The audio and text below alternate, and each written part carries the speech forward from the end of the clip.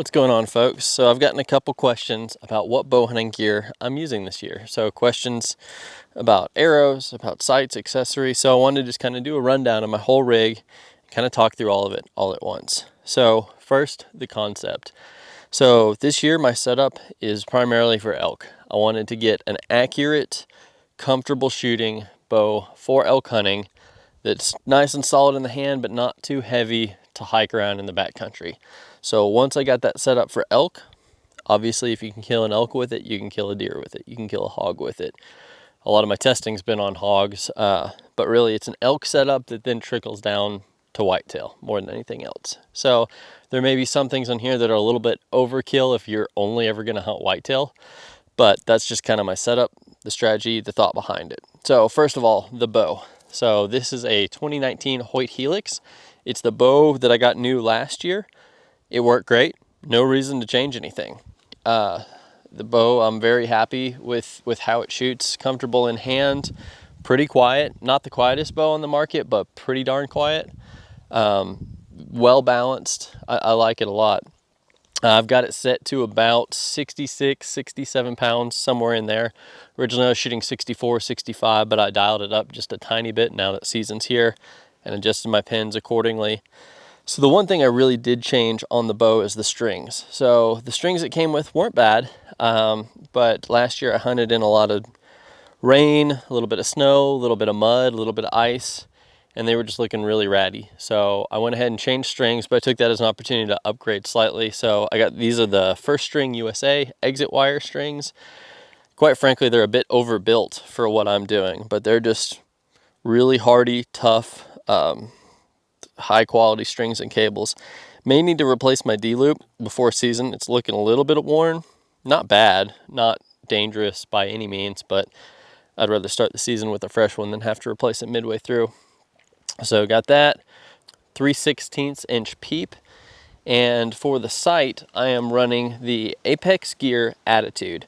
So I'm running the detachable dovetail mount version. More commonly, I think people run just the standard mount. I like the dovetail mount because you can adjust in and out how far it goes to line it up perfectly with your peep. But I also like it because I have the covert on the same mount system, so I can take this off, put on the covert, and when I'm done, I can just switch in between them and it goes right back where it should. So I'm actually running this as a 6-pin sight. Apex Gear sells it as a 5 and as a 7-pin. So 6 is a little bit unusual. I think more guys are gonna run the 5 than anything else. If you're looking at running it as a 6, it's easier to buy the 7 and pull out a pin than to try to buy the 5, buy an extra pin and install it yourself. And it's only a couple bucks different, so it's way easier to start with the 7-pin and go down than the other way. But again, most people probably just gonna use the 5. So that's my sight setup this year. Pins are at 20, 30, 40, 50, 60, 70. I like it that way. I'm really not gonna shoot at anything beyond 70. Even 70 is pretty questionable. You know, if it's an elk standing broadside and I feel real comfortable, yeah, I'll take the shot, but I wouldn't shoot a whitetail at 70 for sure. So that's my sight. Moving on back to the quiver. So this is also by Apex Gear, the Reactor XL. So I converted it over to left-handed, flip the latch so that it opens up. Generally, if you convert it over to left-hand, if you're not careful, that latch will be upside down. Then there's a bunch of adapters in here that you can kind of space out a little bit. And you need to be careful. There's a lot of adjustment range, but you can really suck it in tight to the bow. Just make sure you're not hitting your limb or your cables, anything like that. But you can kind of play around with flipping those adapters back and forth, sliding them in the track to get it exactly how you want it. So like that quiver, 5 arrows is all it holds, but that's fine. I don't need a 6-arrow quiver. So speaking of arrows, this is what I'm running this year. Easton 6mm full metal jacket. I know some people really don't like FMJs. Some people swear by them.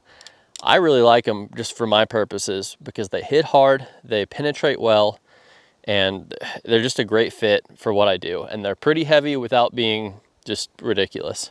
So FMJ, I've got 50 grains of brass up front to give me a little bit more FOC.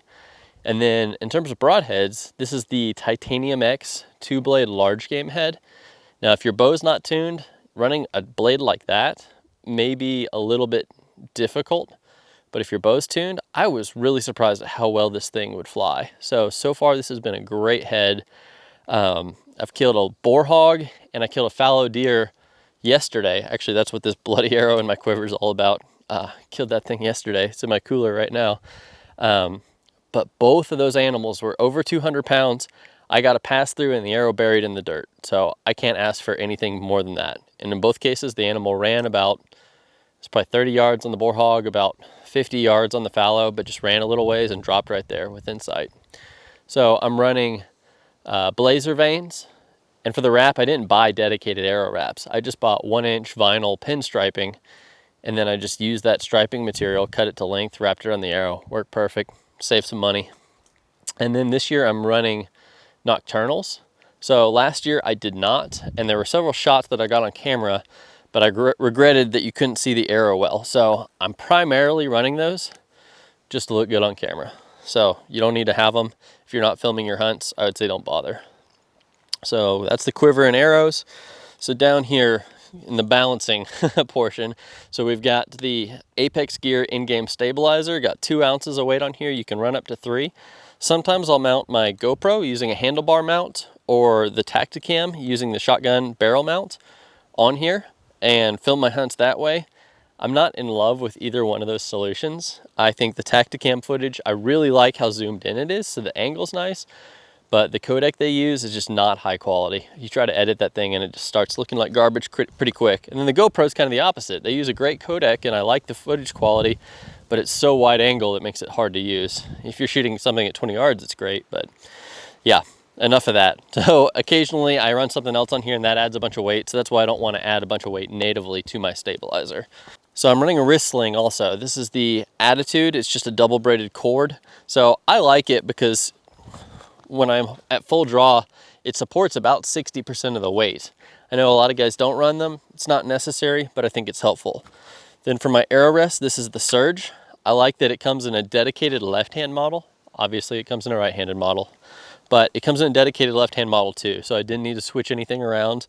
This is actually the original felt that was on here. I was worried that I was gonna have to change this out a lot, but it's been rock solid, nice and quiet, original felt, still good to go. Anything else I forgot? I think that pretty much sums it up. Quiver, arrows, sight, rest, stabilizer, sling. That's what I got. So that is my 2020 bow setup. Hope you found this interesting. If you've got any questions, just comment below. Hopefully I can get you an answer. And again, the setup isn't right for everybody. There are some people who are doing specific things and want something wildly different than what I'm running, but it's a good setup, so I just wanted to show you what I'm using. Hope you enjoyed it. Until next time, stay safe, be free, and never stop seeking adventure.